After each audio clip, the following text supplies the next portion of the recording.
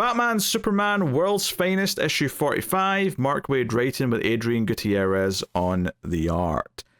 So this issue teases Lex Luthor and Joker teaming up in some form. This was very much an issue of 3/3 for me. One was, it's kind of fun watching Clark and Bruce get, competitive about their teams playing and like whatever sport was it, American football. Yeah, they're playing football, and I gotta say, the Metropolis team, those uniforms are garbage, man. I do not like them. Yeah. And I wish they had thrown in there that they're owned by Lex, and that's why they're purple and green. Like, yeah. Lex came in and changed everything. Yeah, the black and gold Gotham jerseys are much nicer looking. And yes, Bruce owns the stadium, not the team, but he does own the stadium. Just worth mentioning. So that was like the first third. It was kind of this like, slice of life, like Batman, Superman friendly stuff that Wade likes to do. And the middle third is like, okay, Lex is up to something. Joker makes him incomparable with like a ray gun, and he's like, hey, Lexi, old boy, I need your help. And he's like convincing him to help him steal something because it's ultra powerful, blah blah blah. And it's like, okay, this is fine. Like, I like it as much as the first chunk, but I think it's a decent enough plot. And then the ending happened, and I was like, oh, F this bullshit. I hate this. What are we doing here? Because we have to fuse Lex and Joker together into some weird hybrid creature thing at the end. I hate to go with that awful Batman-Superman hybrid that he already set up, like, arcs and arcs ago. That said, when we get a dude, and it's got Joker's chin, right? But Lex's bald head, and then like a tuft of green hair coming out like right here. Oh, jeez. I don't know if I was supposed to laugh, but it made me laugh. Yeah. And yeah, again, I will say, World's Finest. If this is where Wade gets all of his bad out, so he can do great things elsewhere, I'm fine with that. But yeah, one of the things I did like the middle. Yeah, I was going to say, one of the things that I liked about the middle part is that I felt like the Joker here was very animated series, Mark Hamill looking like Joker. Like the scowl, the way he was grinning behind Lexi's back, it felt very much like that. It felt like that version of the Joker, and I was enjoying that interpretation. Anyway, they want to steal this artifact, or this science technology from Hawkman's museum. Like, that's where they're going to steal it from. So, which I thought was a fun location for them to be pulling off a heist, I suppose. But it's the Absorbicon, and that's ultimately what's going to make them merge into one. So that's the thing. They get to fight Hawkman for a little bit, which is amusing. I love Lex being like, "Oh, I take on like Batman and Superman. Like, you B-listers are nothing." But ultimately, Lex and Joker get away with the thing, and when they go to put the thing on, they fall to the earth. Big explosion thing. And then we get the reveal of, yes, Joker-Lex hybrid with the tuft of hair. And that's not even the end of the issue. I mean, there's a couple of more pages of, they try and, like hit him, and they go straight through him, so now they're incomparable. Like, the Joker-Lex hybrid's incomparable as well. Whether that's by choice, like he can phase when he wants to, or if he's just always like that, I don't know. So I don't know.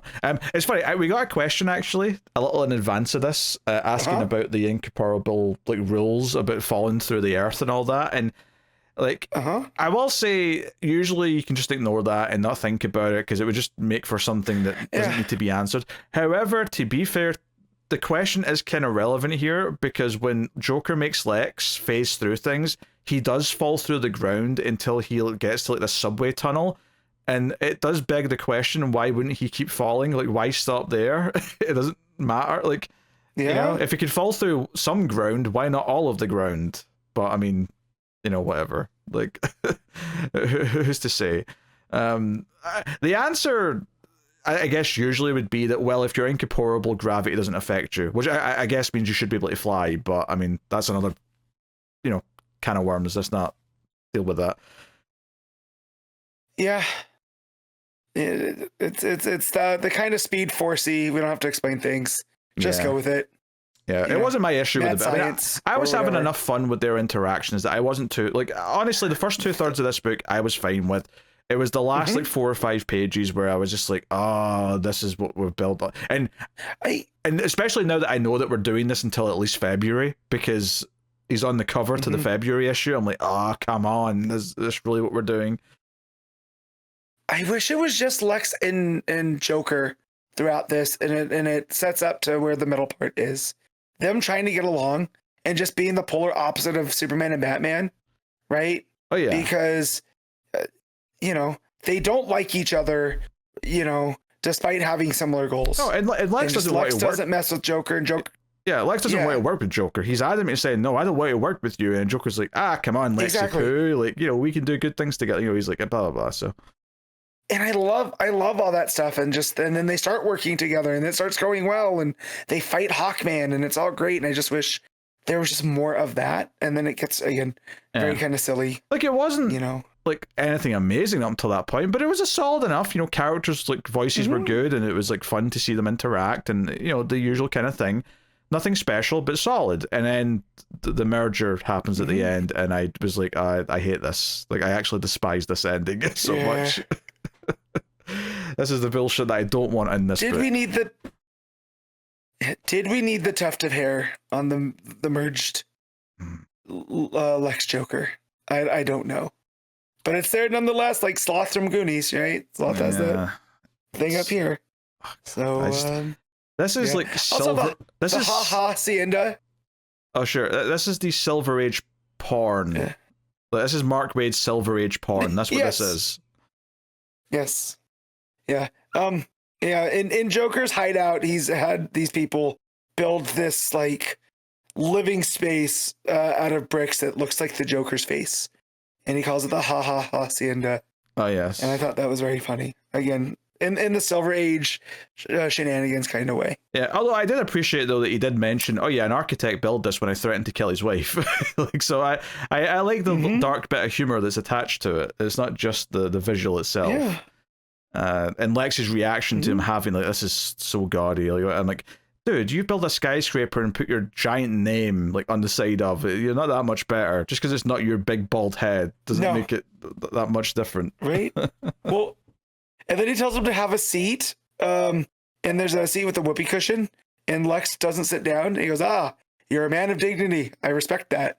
So again, it was very animated series Mark Hamill Joker. Yeah. You know, and I was really enjoying that vibe. So, but yeah, it's again, World's Finest is the least apt name for this book, you know. Well, it's especially a shame this month because we really liked that one issue last time, you know, with the Batgirl and sorry, the Supergirl and Robin and stuff. Was good fun.